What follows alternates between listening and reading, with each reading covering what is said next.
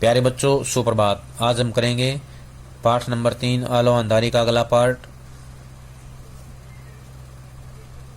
यहाँ तक हमने पढ़ लिया था बातों ही बातों में। यहाँ से पढ़ेंगे। वह बातों ही बातों में कहते भी थे, उसकी वयस का लड़का उन्होंने कभी नहीं रखा। वयस होता है आयु। उनकी यह बात मुझे कुछ दुखी ही करती थी और मैं सोचती कि इसका मतलब क्या यह है कि उन्हें मेरे लड़के पर विश्वास नहीं है। वह कभी यह क्यों नहीं कहते कि अपने लड़के को कुछ दिनों के लिए ले आओ। वह मुझे और मेरे बाकी दोनों बच्चों को इतना चाहते हैं, तो फिर मेरा बड़ा लड़का ही क्यों उन्हें भारी पड़ता है। मैं कुछ समझ नहीं पाती, लेकिन कहती भी कुछ नहीं।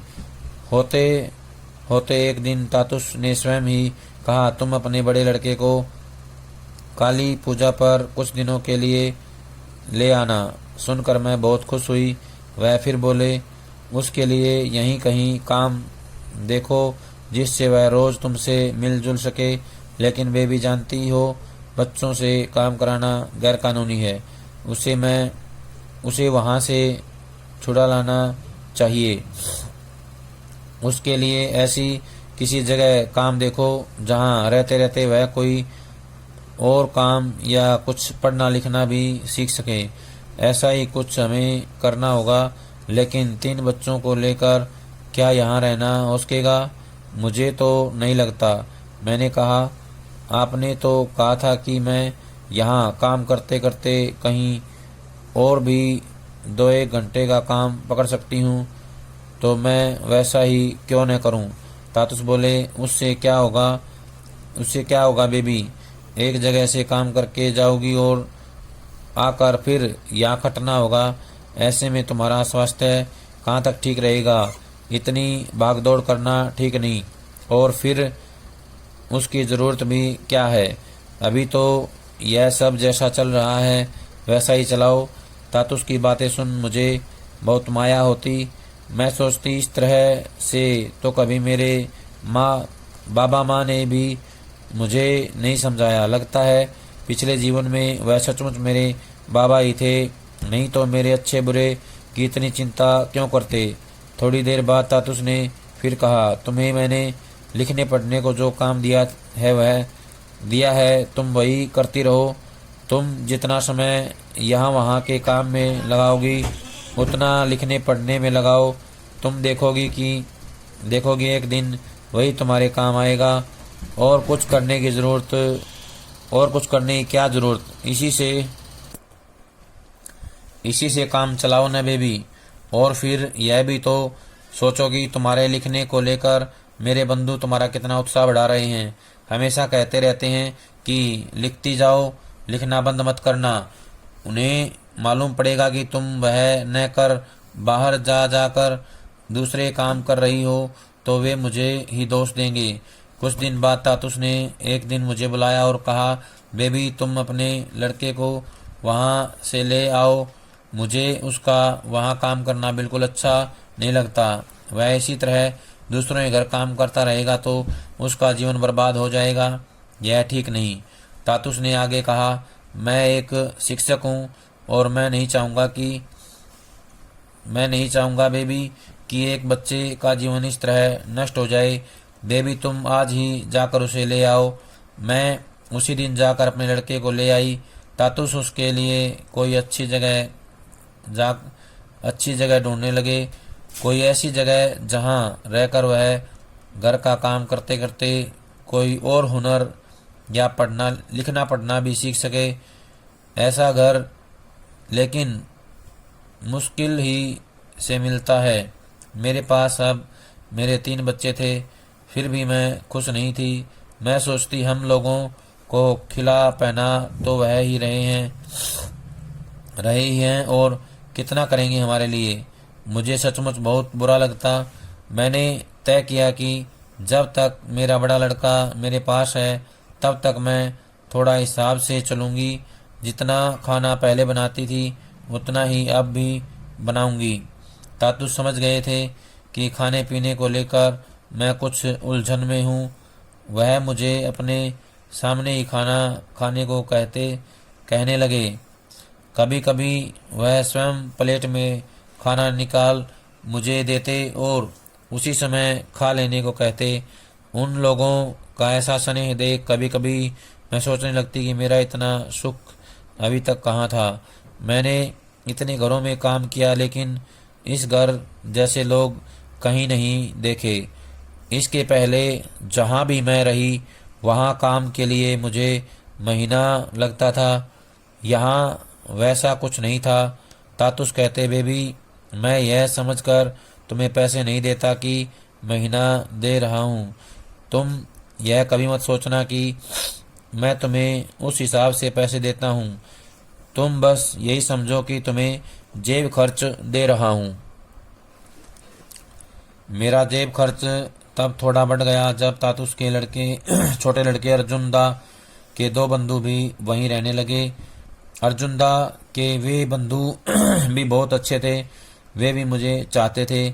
मेरे बच्चों से भी बुला बुला कर वे बातें करते। उनमें एक का नाम सुखदीप दा था और एक का रमन दा। अर्जुन दा से मुझे वे ही ज़्यादा अच्छे लगते और क्यों न लगते। उन्हें चाय पानी व खाने के लिए कुछ चाहिए तो फट से मुझसे कहते, जबकि अर्जुन दा ऐसा कि किसी चीज़ की दरकार होने पर भी कुछ नहीं कहता, बस बिस्तर में लेटा रहता। मैं स्वयं उसके पास जाकर पूछती, अर्जुन दा कुछ ला दूं, चाय पानी खाने को कुछ। वह सिर्फ सिर हिलाकर कभी हाँ कहता तो कभी ना। उसके बंधु ऐसे नहीं थे। वे मुझे अपने जैसा मानते थे और मैं भी उन्हें अपना ही समझती थी। उन दोनों में भी सुखदीप दा कम बातचीत करने वाला था। मुझे लगता वह शर्माता है। रमन दा दूसरी तरह का था। वह इस घर को बिल्कुल अपना समझ कर रहता था। वह मुझे काफ़ी कुछ सिखाता भी। खाने की कई चीज़ें बनाना मैंने उससे सीखा। वह मुझसे मेरे बच्चों के बारे में भी बातें करता। वह कहता, देखो अभी वे छोटे हैं, अभी उनका शैतानी करने का समय है, तुम्हें थोड़ा सावधान रहना होगा। उनकी पढ़ाई लिखाई पर नज़र रखनी होगी। उन्हें सब समय खेलने मत देना, नहीं तो उनका पढ़ना लिखना चौपट हो जाएगा। रमन दा पहले सोचता था कि मेरे कोई लड़की नहीं है, तीनों लड़के हैं। मेरी लड़की का खेलना कूदना धीरे धीरे कुछ दूसरी तरह का होता जा रहा था और कभी कभी वह लड़कियों के कपड़े भी पहनने लगी थी। रमन दा की भूल उस दिन दूर हो गई जब उसने मेरी लड़की को एक गुड़िया लिए खेलते देखा। उसने तातू से पूछा, बेबी का यह लड़का है या लड़की? इसके हाथ में तो गुड़िया है। तातुस बोले, क्यों, तुम्हें मालूम नहीं? यह तो बेबी की लड़की है। रमन दा ने तब हंसकर कहा, तभी तो, और मैं तो समझ बैठा था कि यह भी लड़का ही है। रमन दा और सुखदीप दा के आने से घर में थोड़ी चहल पहल बढ़ी थी, लेकिन कुछ ही समय के लिए, क्योंकि जल्दी ही उन दोनों ने काम पर जाना शुरू कर दिया। इस बीच मेरा बड़ा लड़का भी मेरे पास से चला गया, क्योंकि उसे एक ऐसे घर में तातुस ने काम दिला दिया था जहां साहब लोगों ने उसे पढ़ाने का भरोसा दिलाया था। मेरा छोटा लड़का और लड़की भी पढ़कर देर से घर लौटते, क्योंकि अब वे बड़े सरकारी स्कूल में जाने लगे थे। अर्जुन दा, रमन दा और सुखदीप दा काम पर से लौटकर फौरन सोने चले जाते। तातुस ने एक दिन मुझसे कहा, तुम बच्चों को लेकर रोज पार्क में थोड़ा घूम आ सकती हो। बच्चे वहाँ खेलेंगे और तुम्हारा मन भी बहलेगा। उनकी बात मान मैं रोज शाम को बच्चों के साथ वहाँ जाने लगी। पार्क में बहुत सी बंगाली औरतें आती थी। वे वहाँ उन घरों के बच्चों को घुमाने लाती थी जहाँ वे काम करती थी। उनमें से कई मुझे देख मेरे पास आती और कुछ इस तरह की बातें पूछती, तुम बंगाली हो, तुम्हारा घर कहाँ है, तुम यहाँ अकेली रहती हो, तुम्हारा स्वामी कहाँ रहता है, वह तुम्हारे साथ नहीं रहता? वहाँ कई जवान लड़के भी आते और उनमें बंगाली भी होते। वे भी मुझसे बातचीत करना चाहते और मौका न मिलता तो मेरे बच्चों को बुलाकर उनसे बातें करते। कोई यदि स्वयं आए और मुझसे बात करना चाहे तो उससे बात न करना कैसे संभव है। फिर भी ऐसे लोगों से मैं अधिक बातें नहीं करती और न ही अपने बारे में कुछ बताती, क्योंकि बात करने के पीछे उनका आशय क्या है यह मैं समझ जाती। तातुस ने भी मुझसे यह कह रखा था कि जब भी कभी मैं बाहर घूमने निकलूं तो अनजान लोगों से ज़्यादा बातें न करूं। तातुस ने ठीक ही कहा था। मैं भी वैसा ही सोचती थी और देखती भी कि लोग बातों बातों में ऐसी ऐसी बातें पूछने लगते हैं जिनके जवाब देने की मेरी एकदम इच्छा नहीं होती। बीती पुरानी बातें फिर से मन में लाना मुझे अच्छा नहीं लगता। यह बात देख सुनकर अब मेरी बाहर निकलने की ही इच्छा नहीं होती, लेकिन बच्चों की खातिर जाना ही पड़ता। एक दिन पार्क में मैंने एक लड़की को एक बच्ची के साथ देखा। उसे मैं पिछले कुछ दिनों से देख रही थी। उसके साथ वहाँ कोई बातचीत नहीं करता था। वह बच्ची को लेकर आती और उसी के साथ खेल खाल कर चली जाती। वह पार्क में आती तो कुछ एक लड़के उसे देखकर आपस में हंसी मजाक करते। वह किसी की ओर देखती तक नहीं। वह देखने में नेपालियों जैसी थी, लेकिन उस बच्ची से वह बांग्ला में बातें करती थी, जिससे मुझे लगता कि वह बंगाली हो सकती है। उसकी वयस यानी कि आयु 20-22 की रही होगी और साफ मालूम देता था कि उसका ब्याह नहीं हुआ है। उसे देखकर मुझे बहुत माया होती। मैं सोचती कि इतनी बड़ी लड़की को काम के लिए अकेले इतनी दूर क्यों आना पड़ा होगा। मैंने उसे आवाज़ देकर बुलाया तो वह खुशी खुशी मेरे पास आकर खड़ी हो गई। मैंने उसका हाथ पकड़ उसे अपने पास बिठा लिया और पूछा, तुम क्या बंगाली हो? उसने हाँ कहा और फिर नाम पूछने पर उसने अपना नाम सुनीति बताया। उस दिन से उससे मेरा अच्छा मेलजोल हो गया और हम एक दूसरे से रोज़ पार्क में मिलने लगे। किसी दिन न मिल पाने से हम दोनों उदास हो जाते। सुनीति ने बचपन में ही अपने माँ बाबा को खो दिया था। जिस दिन उसका जन्म हुआ था उसी दिन उसकी माँ नहीं रही थी और जब वह 1 वर्ष की हुई तो उसके बाबा की मृत्यु हो गई थी।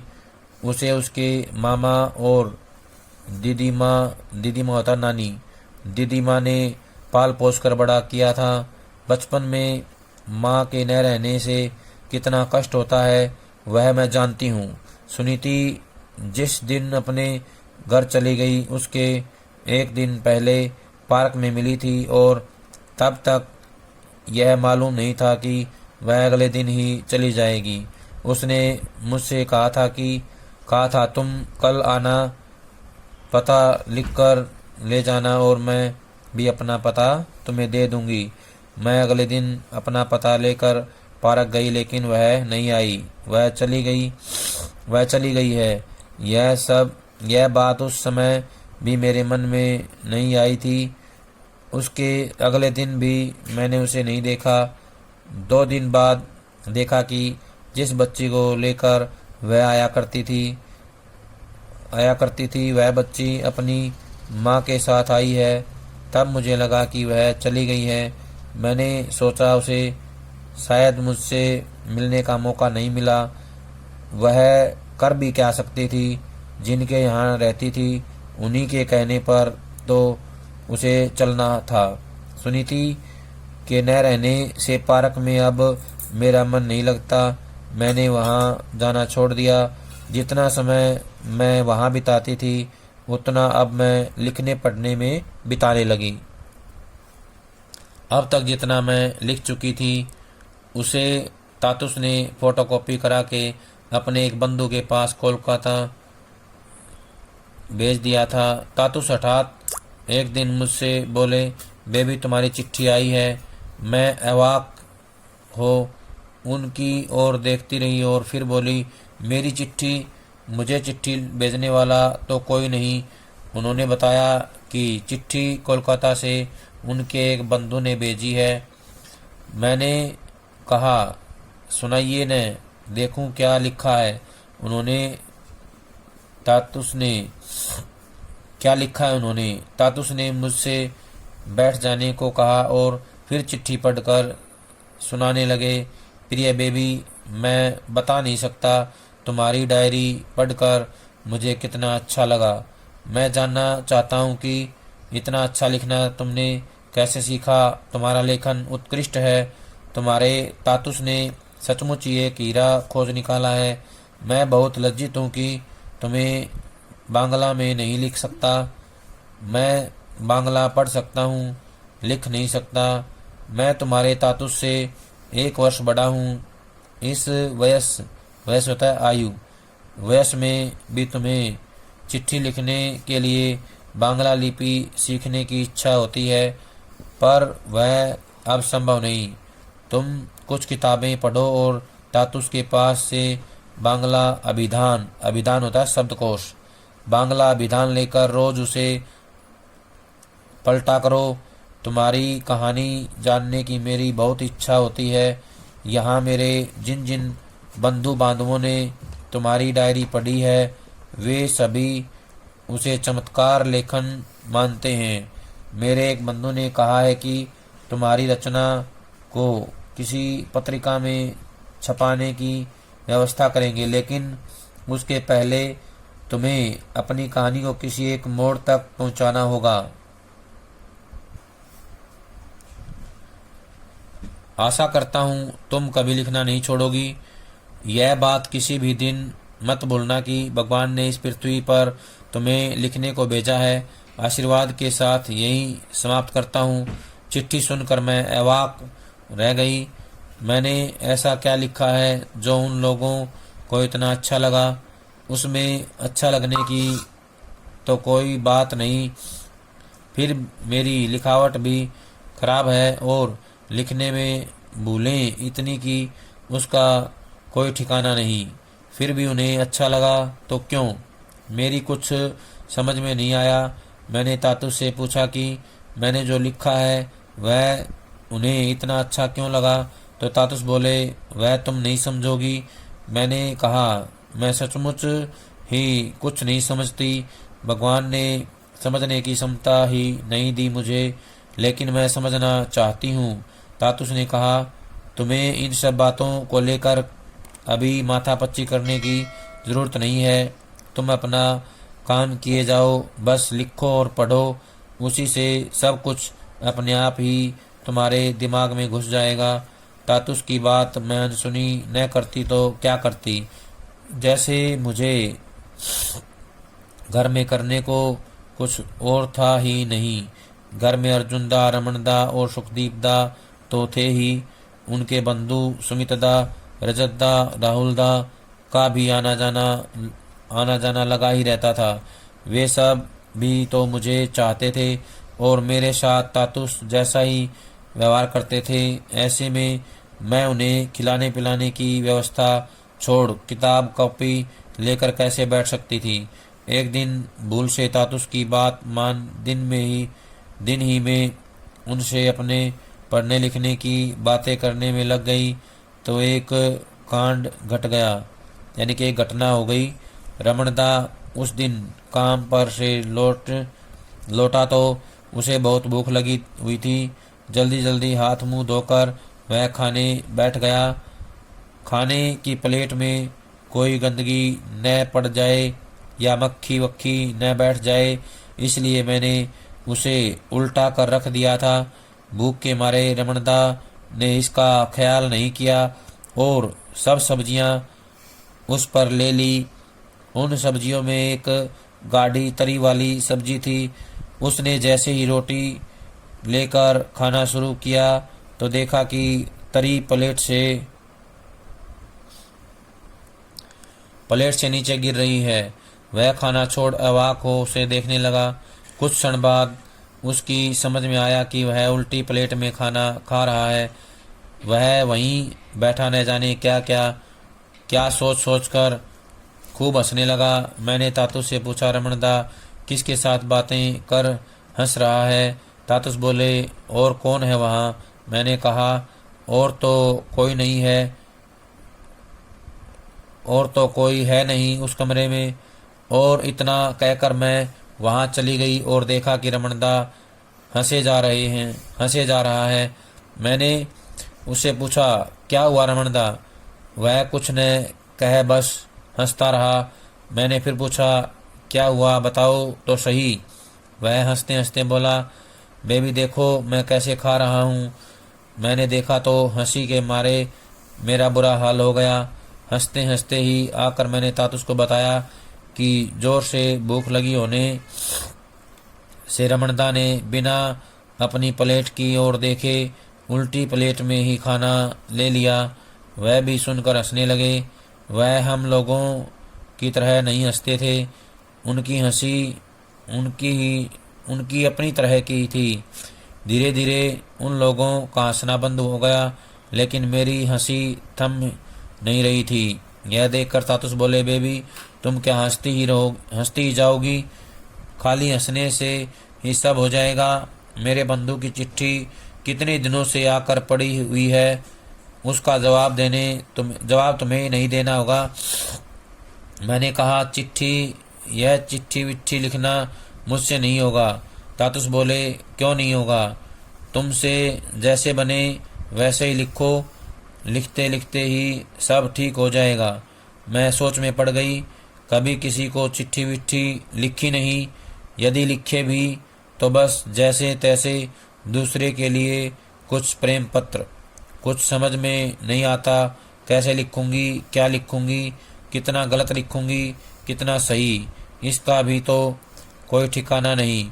मैंने तातुस से पूछा, मैं उन्हें क्या बोलकर लिखूंगी? तातुस बोले, यह तुम ही सोच कर देखो। बस इतना ध्यान रखना कि वह मुझसे 1 वर्ष बड़े हैं। मैंने कहा, मैं उन्हें जेठू बोलकर लिखूंगी। जेठू होता पिता के बड़े भाई, यानी कि ताऊ। तातुस बोले, तुम्हारी जैसी मर्जी। मैंने जेठू बोलकर ही अपनी चिट्ठी लिखी। चिट्ठी लिखने का सिर पैर मैं जानती नहीं थी, फिर भी जैसे तैसे बन पड़ा लिखा। उस चिट्ठी के जवाब में जेठू ने लिखा, प्रिय बेबी तुम्हारी चिट्ठी कई दिन पहले मिली थी। क्या लिखूं सोचते सोचते इतनी देर हो गई। 4-5 दिन हुए मैं यहाँ के किताबों के बाजार गया था। वहाँ बांग्ला किताबें देखकर तुम्हारे पास भेज दूं। लोग वहाँ मछली की तरह किताबें खरीद रहे थे और मैं अवाक देख रहा था। तुम्हारी रचना का दूसरा खंड पूरा हो गया, जानकर बहुत खुशी हुई। तुमने यह बिल्कुल ठीक लिखा कि तुम्हारी रचना को लेकर तुम्हारे तातुस और मैं बहुत चिंतित हैं। चिंता का कारण यह है कि तुम्हारी किताब कैसे छपे। आशापूर्णा देवी का पाखिर खांचार पाखी कैसा लग रहा है? तुम्हें तातुस ने जरूर बताया होगा कि आशापूर्णा देवी घर के सारे कामकाज निपटाकर, यानी सारे काम समाप्त करके उस समय चोरी चोरी लिखती थी, जब सब लोग सो जाते थे। उन्होंने केवल बांग्ला ही पढ़ी थी और घर से बाहर भी वह बहुत कम निकली थी। मैं और तातुस दोनों ही आशापूर्ण देवी की लिखने पढ़ने की दुनिया की काफ़ी खबर रखते हैं, जबकि हम में उनकी कानी उंगली बराबर भी लिखने की क्षमता नहीं है। तुम दूसरी आशापूर्णा देवी हो सकती हो, यह बात मेरे मन में बार बार आती है। तीसरा खंड कितना आगे बढ़ा। मेरा प्यार लो तुम्हारा जेठू। जेठू इसी तरह मेरा उत्साह बढ़ाते थे। अकेले जेठू ही ऐसा करते हों यह बात नहीं, और भी कई लोग थे। दिल्ली में जेठू और तातुस के एक बंधु रमेश बाबू थे। मैं जो लिखती वह सब तातुस उन्हें फ़ोन पर सुनाते। एक दिन फ़ोन पर बात करने के बाद वह मुझसे बोले, देखो तुमने यह जो लिखा है वह मेरे बंधु को बहुत बहुत अच्छा लगा, एनी फ्रैंक की डायरी की तरह। मैंने पूछा, यह एनी फ्रैंक कौन है? तातुस ने तब मुझे उसके बारे में बताया और एक पत्रिका निकालकर उसमें से उसकी डायरी के कुछ अंश पढ़कर सुनाए। सुनकर उस लड़की से मुझे बहुत माया हुई। शर्मिला दी भी मेरा उत्साह बढ़ाती थी। वह मेरी ही वयस की थी और जेठी की बंधु थी। वह कोलकाता ही में रहती थी, पढ़ाती थी। उनकी चिट्ठियों से मालूम पड़ता कि वह मुझसे कितना स्नेह करती थी। वैसा स्नेह मुझे और किसी से नहीं मिला। मैं सोचती कि सचमुच इतने दिनों के बाद मुझे एक सहेली मिली है। मैंने उन्हें अब तक देखा नहीं था। प्यारे बच्चों, ये था हमारा आलो अंधारी पाठ का अगला पाठ। सभी इसको ध्यान से पढ़ेंगे, सुनेंगे और इसमें जो प्रश्न दिए हुए हैं उनके उत्तर कॉपी में लिखकर याद करेंगे। जब तक अगली वीडियो ना आए तब तक ये सारा काम पूरा कर लें। सभी का बहुत बहुत धन्यवाद।